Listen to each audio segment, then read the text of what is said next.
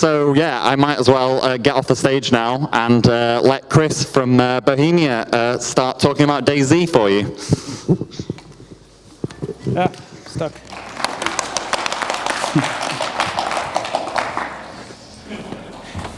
They rigged up this weird microphone thing. It's kind of encumbering, but hopefully it works. I feel like I'm in Star Trek. All right, so yeah, thanks for the introduction. I'm honored to be here speaking among you. If you would have asked me 3 years ago, I never could have imagined it to be where I am now. So just to give you a little bit of background about myself, I was raised in New York and went to school actually for biochemistry. I'm published in the Oxford Journal of Nucleic Acids Research. In my free time, I decided to start my own business, or as a hobby, I began learning how to create 3D art, and eventually started my own business, doing some outsourcing.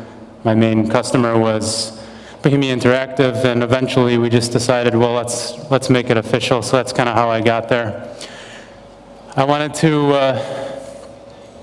start off giving you a little bit of background about the studio and about the project, DayZ.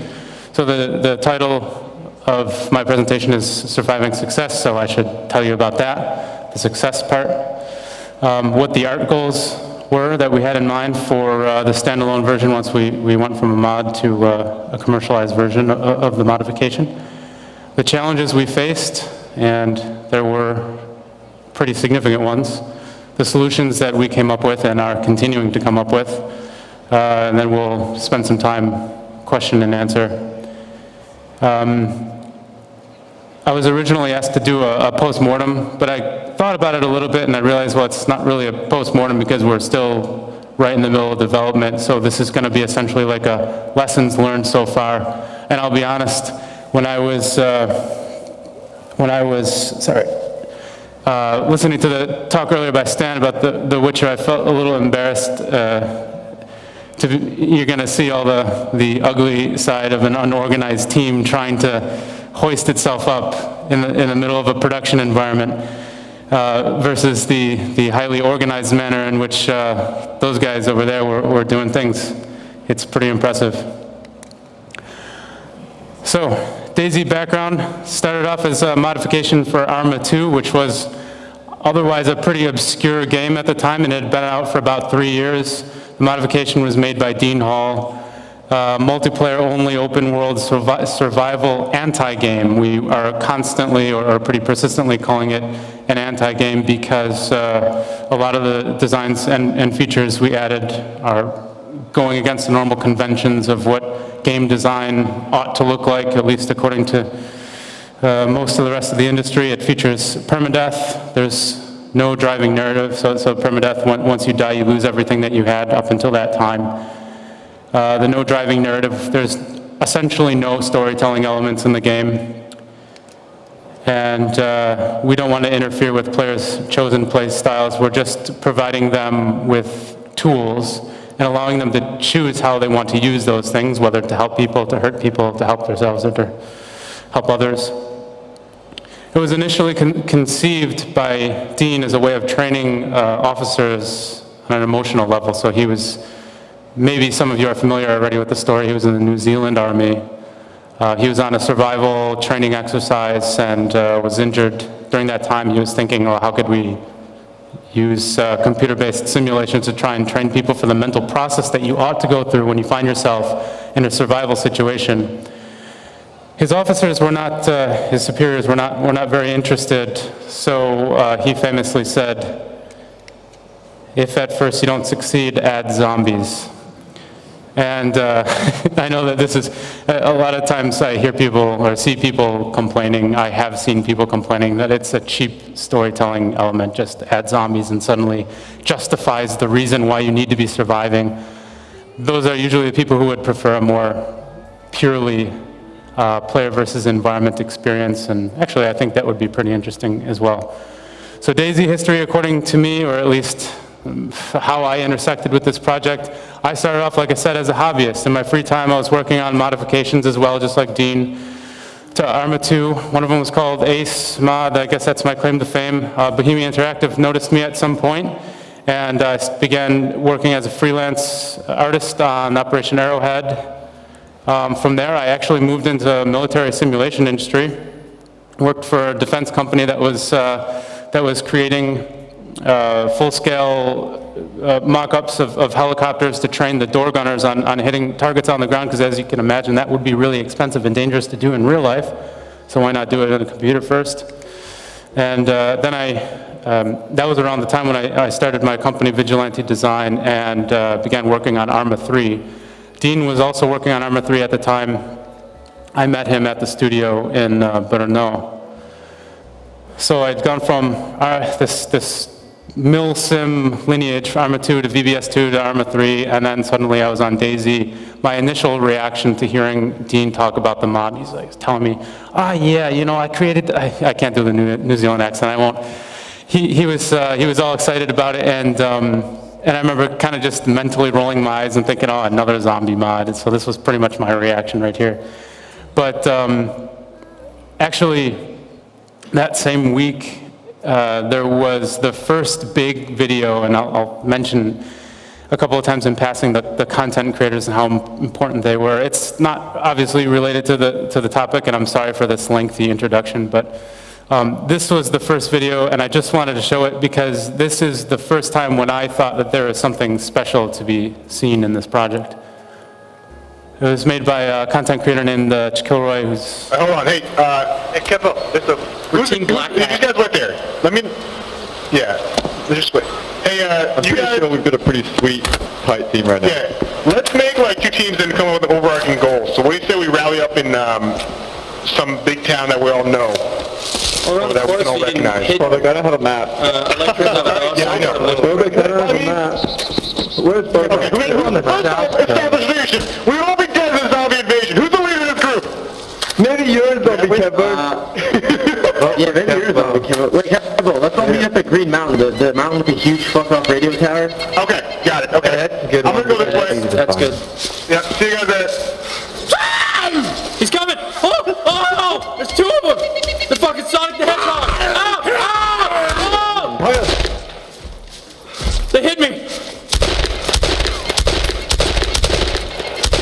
Oh god, I gotta reload. Oh shit! Fucking... He's still up! He's still up! Bandage me! What the... He's still up! How do I bandage myself? Okay. No, he's down, he's down.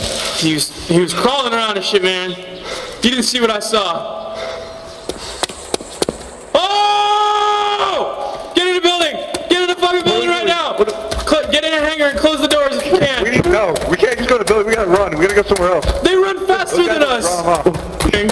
Oh god, I just heard a noise. I got a barn!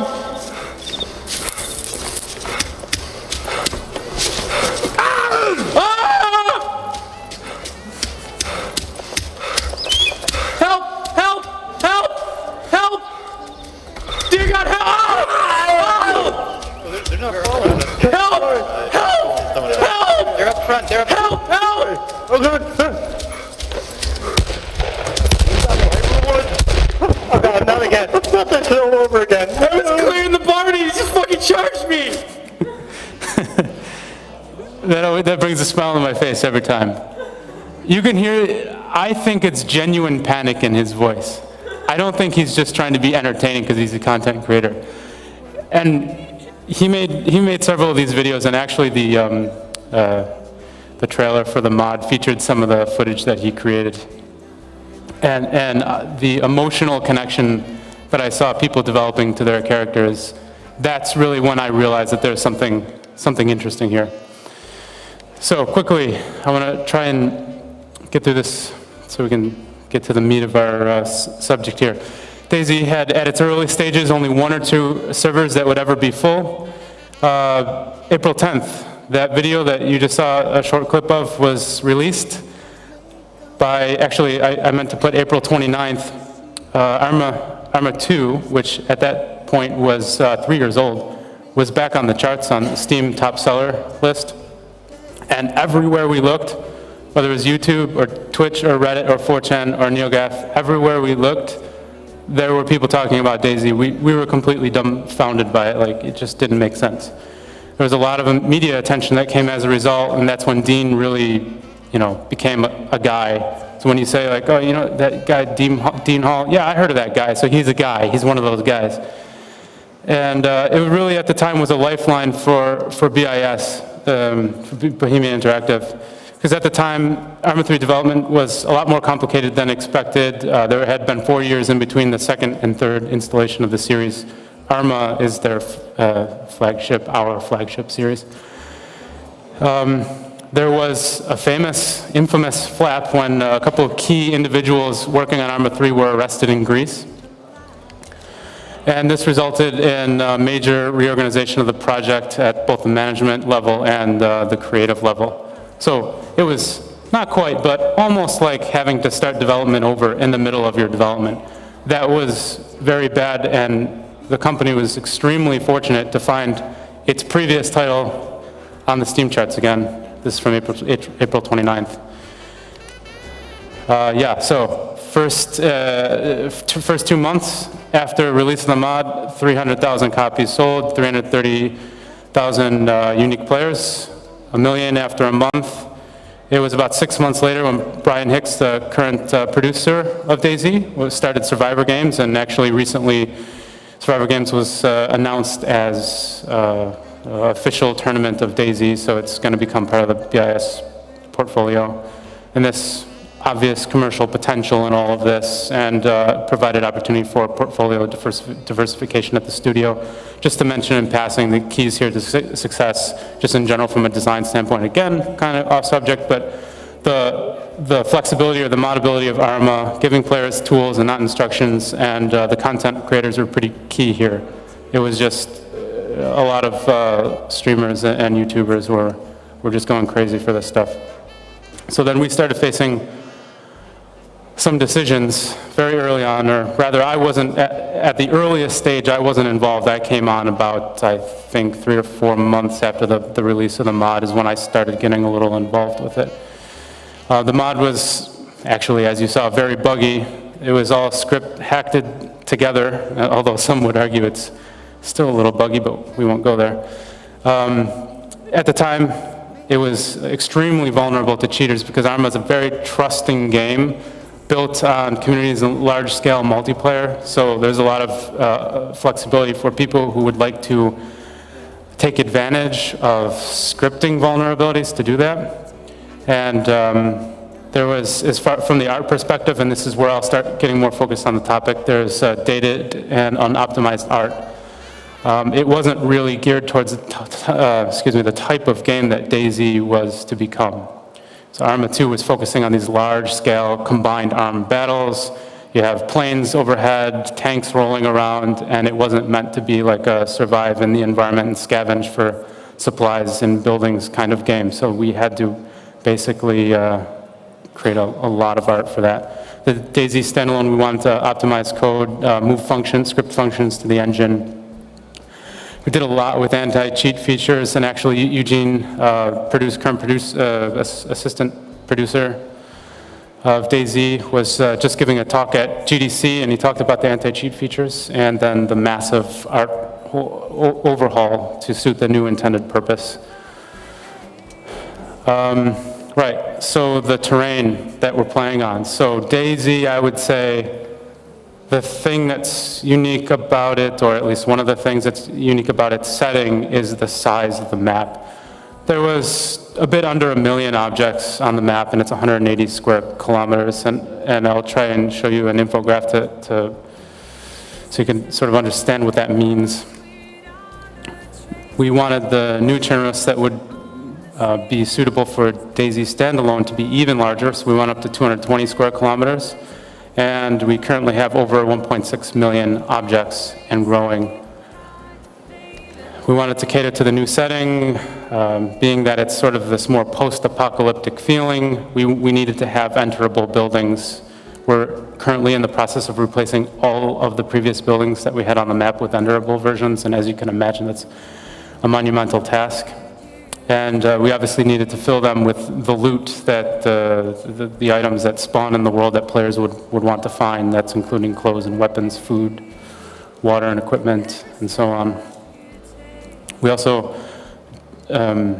wanted to exceed the quality of the art that had typically been produced in the studio previously. And so we had a general rule against reusing anything from previous titles in the company. I think it's actually possible that there might still be some art assets from Operation Flashpoint, which was 1998, somewhere in our repository. I'm sure I could find something. So we set it as a general rule to not reuse anything from previous titles, and this came to man-years worth of work. The terrain, so this is Chernobyl. This gives you an idea. So you have Far Cry, I can't really, well, I don't have a pointer. Do I have a pointer? I have a pointer. Okay. So this is comparing it to other video game terrains that were released around that time. This is Far Cry 3, for example, Red Dead Redemption, GTA 4. I don't know. Okay, we have Skyrim over here. But the interesting thing I see is, so at its widest point, Chernobyl is approximately 16 kilometers across. That's why at first, before we had any vehicles, people kept on making fun of it as a running simulator. And I think you could probably take all of these and fit it inside of Chernobyl. So some overview as to the changes. This is along the coast, Berezino, as it's called. On the left, we have the Arma 2 version, and on the right, the DayZ standalone version. You can see there's differences in lighting, and don't even get me started on that one. So the object count in the standalone version is obviously much higher. We wanted to go for a higher fidelity terrain. View of Padaba Dam. Again, many more objects, much more defined. This isn't as easy to see because the maps are a little cluttered, but basically we expanded the borders up here and along the side to include a bunch of new towns that all had to be created. And most of these towns are essentially being created by hand-placed objects. So this is a view from some of the areas in the north. And all this hadn't existed before. All right, so the resources that we had, we had one internal and one external environment designer. Remember, Arma 3 we were essentially competing in the very early stages, competing for resources with the flagship series. No one knew how well DayZ would do. So 2 map people, internal team of about 5 artists. Actually, for most of the time, it was 3. And then it grew to 5 eventually. And it was those 3 artists that converted all the buildings, which previously were non-enterable, into enterable versions. That's all they did was work on buildings for about 6 months leading up to the release. We had 1 character artist and 1 generalist. And what essentially happened was, since I had been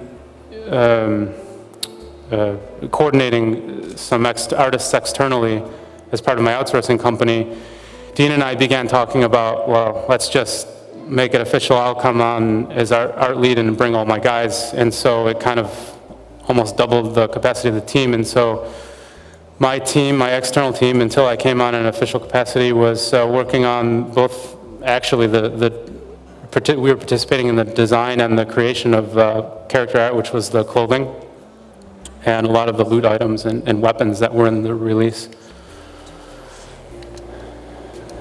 We all, at the time, were reporting to Dean, so we had this very kind of flat organization. And then it was E3 2013 when I had my interview with, my official interview with Dean and Marek Spanel. And by November 2013, I was the art lead. So prior to this time, as I had said in the studio, the flagship was Arma. They had moderate success from other titles, and actually I seem to recall reading an article talking about the fact that around half of the company's revenue was coming from licensing military simulators, virtual battle space. So this was almost becoming less of a game studio, more almost something like a simulation company. All right, so we released DayZ standalone in December of 2013, and we sold within the first 24 hours 172,000 copies. Within 1 week, 400,000, and a million within 4 weeks. We're currently at over 3 million copies sold, which still pales in comparison to Witcher, but you know, doing pretty well for ourselves. All right, so the thing about this was the success brought its own challenges as well, because, well, I guess I'm getting a little ahead of myself. So once we saw how well it was doing, we realized that we had kind of made a ripple in the industry, and it was kind of summed up nicely. Dean would say this a lot: shots fired, shots fired. No, anytime, you know, if we're joking around in the office, and you know, I would tell him, Dean, your mama does this or whatever, he would say, shots fired. And he said this about the release of Standalone. So we were pretty ecstatic, and we couldn't believe it. We couldn't really figure out the reason why at first, why it was so successful. And it was almost pretty unbelievable that we were able to pull it off, given the resources that we had, even not only from the art perspective, but just the design team, the animators, everybody pulled together. And I think the reason for that, and this is more on the, I guess, subject of production or something, but we had a very small, very experienced and motivated team. So all of us had been working together on previous projects. We were all familiar with the tools, the sort of processes that were passed down like folklore, because there essentially wasn't any relevant documentation for us. And we were capable of working without a lot of management. We were able to easily adapt to changes. So this is where I started getting ahead. The success was bringing its own problems. Once we realized that this really was going to turn into something, so initially we thought maybe we would make a couple 100,000 sales over the first quarter, but once we realized that over the first month it was 1 million plus, people started dreaming bigger. And what that meant for the art team was the requested content expanded a great deal. New zombies, new characters, customizable guns with attachments and accessories in different colors. Every building, we received the imperative to convert every building to an enterable version, something that's ongoing work and will probably be for the next year. Advanced vehicles with individual parts you can interact with, animals that you can hunt, and so on. And we started hiring to meet demands. By early 2014, this is essentially what the art team looked like. So now I'm going to discuss a little bit the organization and how the way that we were organized kind of screwed with us a little bit. So the art team, I was at the top as art lead. I had at that time 7 internal people and 5 external artists that we were working with. And we needed to expand, so the company management was a little smart about this, because usually if you're an investor or you're some kind of entrepreneur, there's people discuss, is it better to build your own business or to buy one? They actually ended up doing both. So it started off kind of with me. Like I said, I brought all of my experienced artists to bear immediately once I came onto the project, so that was, in some sense, I guess, a merger, we'll call it. I hired one of them internally, and we were able to offload the backlog items to the external team. And then in March of 2014, the studio, VIS, ended up buying another studio in Bratislava called Cauldron. They had about 25 developers, and all of them joined the DayZ development team, and there were about 10 artists. So suddenly in 1 month, I had 10 new people. More than the size of my internal team already, so it just doubled right there. And then by June 2014, we started using Black Element software. So this is a subsidiary of BIS. They're located in Thailand, and it's an outsourcing company, but they're a subsidy of Bohemia Interactive. So we had to begin looking at them as if they were another team that we should be utilizing. They had 12 artists, and they were splitting the time between Arma 3 and DayZ to fill the need. So you have, within, 2-3 months, suddenly there's 22 new artists that I need to worry about. At this time, these good old days, we were wearing many hats. Because of the way that the project came together, there wasn't time to stop and document and figure out processes. We were just blitz. We just had to power through and find ways to solve problems on the go. So a lot of us were wearing different hats. I was participating at the time in design. I moved away from that function over time as it became necessary. I also had public-facing duties. I was responsible for writing, developer blogs and Twitter stuff and whatever else, forum things, which takes time. And I was responsible both for the production and artistic direction of the art team.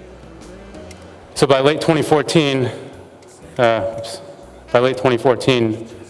it was looking like this. And I don't know how many of you have ever found yourself in this kind of situation where you have essentially 30 direct reports, but that was a little overwhelming and obviously wasn't working well.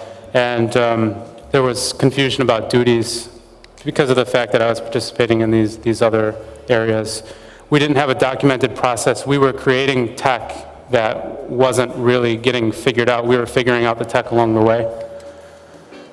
And we had inadequate tools for artists. So when an artist wants to create materials so that something isn't completely matte and it's shiny and it has normal maps and all that stuff, there was no way to optimize those materials except for looking at it in the game.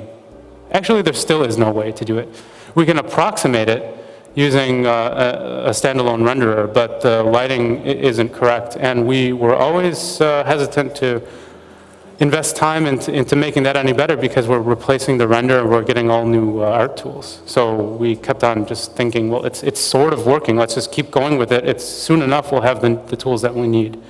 But still, for the new individuals coming on, for us, for the experienced guys who've been around for a while, it was fine. But trying to integrate new people who had never seen any of this before, it was basically, well, it was difficult. So I generally had too much responsibility. The moral to the story here is we were absolutely not prepared to integrate that much manpower as an art team. It was kind of a turbulent time. There were many spirited conversations were had during that time. We had no relevant documentation for the process of creating the art. We started putting some of it together, but it was so difficult to find the time. And it was also difficult to integrate the new members and make them feel part of the team. We didn't really have time to spend on an individual basis with lots of them. So the question is, how do you simultaneously, so those were the challenges, how do you simultaneously double the size of your internal team and begin working with an external team as well, which was sort of like an outsourcing company, but sort of like just another team on the project. Dean, around that time, began transitioning away as project lead, and some of you might know that he ended up going and starting his own game studio. David Durchak is the current project lead, and he came on and started reorganizing in September of 2014, introduced me to Lubos, who is pictured here to the right. This is actually his LinkedIn profile picture. I asked him if he would mind if I share a headshot of him, and he said, no, you could just use that. I said, okay, that's fine. So, previously, he came from Cauldron, actually, and he was named the art director. I was promoted to the position of associate art director. But in the studio, these titles are very weird, a little strange, and they don't necessarily reflect what you actually do on a day-to-day basis. So what essentially happened was the art production duties were given to Lubos. To address the not feeling like a team issue, David started running a monthly leads meetings, and we were taking turns traveling between Prague and Bratislava. Lubos and I had a great working relationship early on and began dividing our duties and documenting. So by early 2015, we had taken the situation of our art department from this to something looking more like this. So the guys from Cauldron that he was already used to leading, he essentially took responsibility for them. I still had the old internal team from Prague and Brno, the external guys, and then we also were able to, and I'll talk about this in a second, but we moved the Black Element Studios, the outsourcing team, under one of the guys that reports to me. So the solution for these problems that we were facing was to clarify roles and responsibilities. And for me, that meant, for example, moving away from design, participating less in areas that were not my primary responsibility. It was actually kind of hard for me because I liked it. I liked doing that stuff. But it just became painfully obvious that I couldn't continue doing it any longer.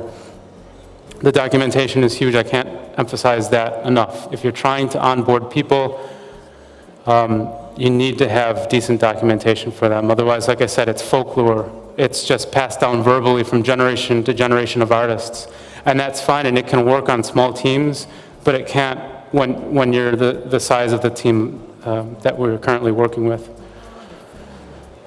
Our production was uploaded to Lubos, as I already mentioned, and this actually allowed me to, well, I was still able to spend some time participating in design with Peter, but I didn't have any primary responsibilities there. And now I wanted to talk about this segment here, outsourcing. So this could be a topic in and of itself, just how do you efficiently work with outsourcing companies if you're trying to produce art. But I'll try to put some kind of summary together myself and a good colleague of mine, Tomasz Roller, who's actually owns and operates his own outsourcing company called Outsource to Us. They're awesome. Hire them if you need help. Help me put together some of these pointers. So the thing about outsourcing, if no one's ever tried it out before, is it can be really great if it's done right. More content can be created. You'll have more time to spend polishing your key features, and there will be less crunch time, hopefully. It's not cheap to do it, but it can save money in the long term because you don't have to hire and then retain and keep these people busy. But it can be a real nightmare if it's not carefully planned. And like I started saying, training in-house is difficult enough, but imagine trying to train a team in another time zone whose English isn't their primary language, although I guess that's true for most of the artists in Prague, so I shouldn't say that. And so what we did was we just, on the go, figured out ways to make it work. They started in 2013. They were kind of operational. They started in December of 2013, Black Element. They're sort of operational by springtime. They started working on some simpler tasks for Arma 3. Arma 3, by contrast, because they weren't really creating a whole lot of new tech, had decent documentation. And so the guys in the studio in Pattaya, Thailand, the Black Element guys, were receiving at that time mostly technical training on how to work in our engine, which is by no means easy for an artist. But the problem was that Dharma 3 and DayZ had very different artistic styles and requirements and pipelines. And so what that meant was when we were meant to begin utilizing the teams there, we had to quickly throw together as much documentation as we could. And I realized also that the artists would need some training with artistic direction, given its more unique sort of style compared to Arma 3. So I did what any good manager of an art team in Thailand would do. I went to Thailand. It was a lot of fun. This is the team there. They're a great group of guys. And it was really essential that this happened. This was probably the most productive thing. Spending 1 or 2 weeks doing these on-site visits and training were more productive than I don't know, spending hours and weeks and months interacting on Skype. Just to be able to try and get an understanding face to face. And it helps you overcome any of the cultural hurdles that might be encountered if you get a better idea of where these people are coming from, so to speak, with the cultural aspect. So after 2 weeks of hands-on artistic direction, I wasn't really training them on any specific technology, but just trying to get them up to speed on the art. I came back to Prague, and what I realized very quickly was remote management of the team was extremely time-consuming. I made the point on one of my previous slides, but I forgot to mention it. The more time I spent concentrating on the Thailand guys, the less time I had for the team in Bratislava. And it became obvious at some point that this wasn't a sustainable situation. We also noticed that working with outsourcing companies or people, the estimates that were given are almost never met. And that's not for me to beat up, I'm not trying to beat up on Black Element or outsourcing by any means. It's just the reality of being in different time zones and not being set up to handle this stuff in a very efficient way. It was a lot slower than we had hoped it would be. Yeah, this is meant to say there were many iterations. So again, going back to the artistic direction, in some cases it was just difficult for me to explain through Skype what I wanted rather than to be able to show somebody in person. And then of course there was a greater language barrier there. And we were sharing assets with Arma 3. So as a result, we were kind of limited in the type of assets that could be tasked to them. And we had to come up with a solution for this. So I identified a member of my team who had a particular affinity for training. We call him Thai Lord, and that's actually what they call him. They took to calling him in Thailand. I thought it was funny. I was like, no, you can't make them call you that. And he said, no, that's just what they call me. So I said, okay. He was, so this guy, Vespa, it's not his real name, it's just what we call him. He was instrumental in my own artistic development, so he was kind of helping me out as I was developing during the early days of Arma 3 on how to make really nice looking art in this engine. And he really enjoyed having that kind of a role, so I thought he would be perfect for helping out the guys in Thailand. He had also been training and supporting the team that was integrated a couple of months earlier in Bratislava and was certainly instrumental in that. And he wasn't afraid to go to Thailand. A lot of people I asked just didn't want to go there. For some reason, they were like afraid of going there. This is a picture of him. I'm sorry, but this picture has never been shown publicly because I was always prevented from doing so, and now they can't stop me. So this is our best friends. These are some of the, so on the front, this is me in my hunting garb. This is Vespa, the Thai Lord. Matt Lightfoot, well, he was a little tipsy at E3 one year, and then Peter Nespezhny all the way off to the side, the lead designer. Vespa was huge help because he was putting together documentation for the guys in Thailand. He was directly supporting the team. He was doing on-site training, so after I came back a couple months later, we decided that we would send him out to give them more specialized training for certain assets that they had previously been prevented from working on because they lacked the skills to do it. And it was really good for relationship building, to have a person dedicated, spending time with the team so that they would feel appreciated and integrated. So just to come back to some summarizing points about outsourcing. Your first steps, define the needs if you want to explore or to produce something quickly, and that's going to change quite a lot how you're going to have to work with the outsourcing company. Assess your risks, and you want to definitely start small and something easy to control until you've built some confidence and relationship in your partner. Outsourcing partner. It's extremely important to allocate dedicated staff. Like I said, it was just like trying to plug what do they say? Like there's that old story about the dam that was leaking, put your finger one place and it comes out somewhere else. That's what it was like for me for a while. So finding somebody to spend time dedicated on the outsourcing guys was huge. The documentation, again, don't expect them just to grab a briefing that you give them and just have them produce the perfect asset. It doesn't happen. They need support and ongoing communication. I'm going to try and go through this quickly because I want to make sure there's time for questions. And then the planning, preparing the briefing. This is probably the most important thing. You've heard me talk about documentation on multiple of these slides. It's huge. And it's something we're still figuring out, I guess, along the way. Yes, more documentation and stuff. I don't know why I thought this would be so interesting to talk about documentation for that long. Okay, planning. Buffering big. So again, like I said, we noticed that the actual amount of time was oftentimes a lot longer, so now we're just expecting, we just double the amount of time that we're given.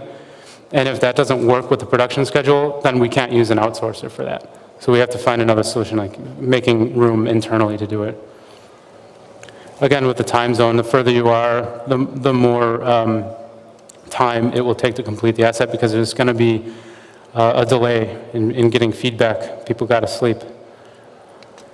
It's good to prepare briefings in batches ahead of time. And yeah, this second point here is actually, I think, pretty important to allow for seamless work, to have a batch of tasks prepared so that an artist can work on two things at the same time while they're waiting for feedback on the first one.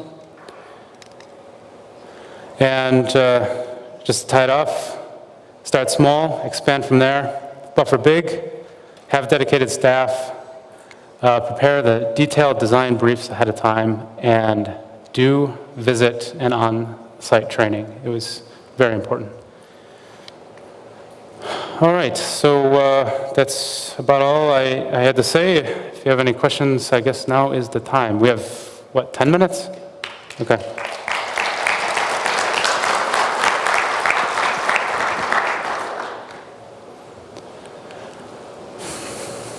Sorry if I was speaking very quickly. I felt rushed for time.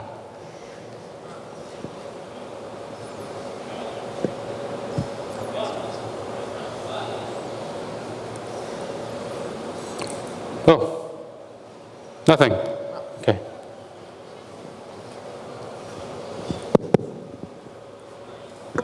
Hi. Yeah, thanks for the talk. Just one quick question. About the last part, the outsourcing. It seems to be super problematic, kind of. And I was just wondering, with all the stuff that was happening there and the problems, I mean, it's cool that you just kept on going with it, but why did you do it? Was it still so cheap? I mean, you lost so much time and the communication was so hard, so what was the point? Yeah, I asked myself that same question a lot of times.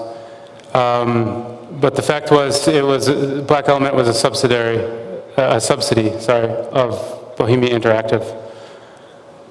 It was less of an option and more of a figure out a way to make this work from company management.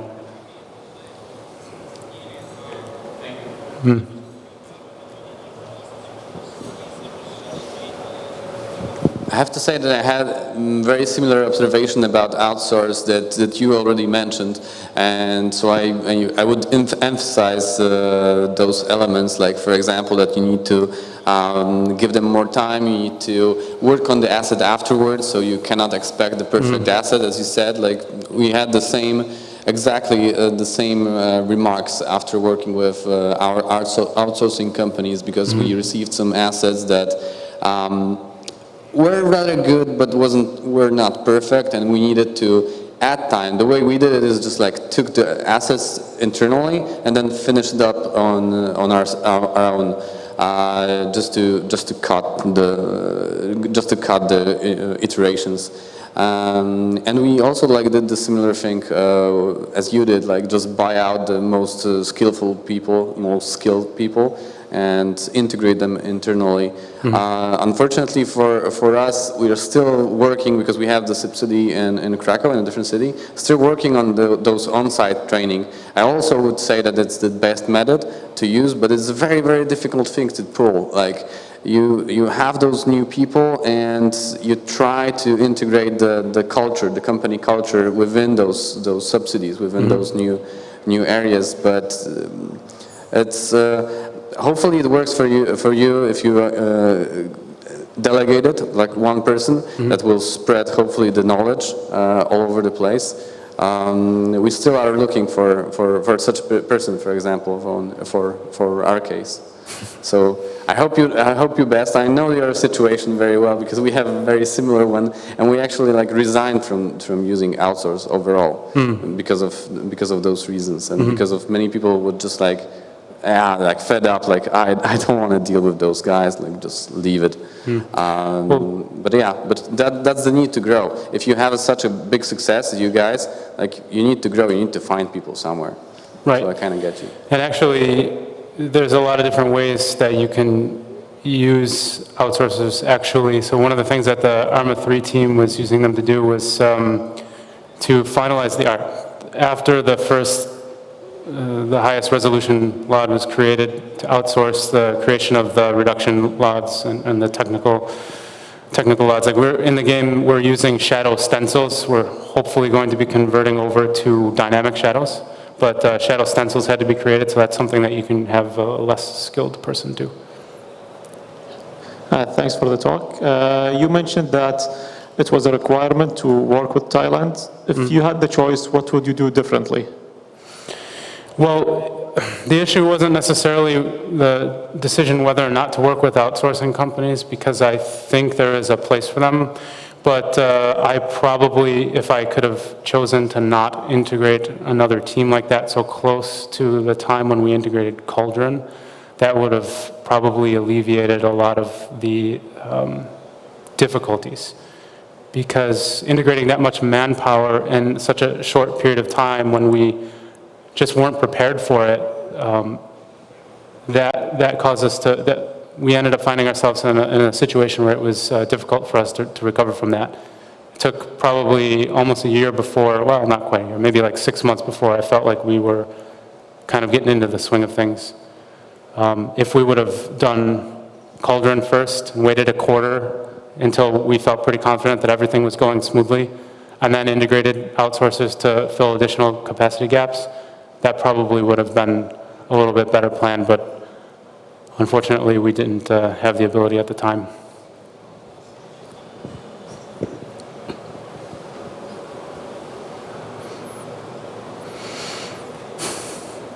So, all right. No other questions? Then thanks for your attention. Hopefully, you were able to get something, and thanks for listening.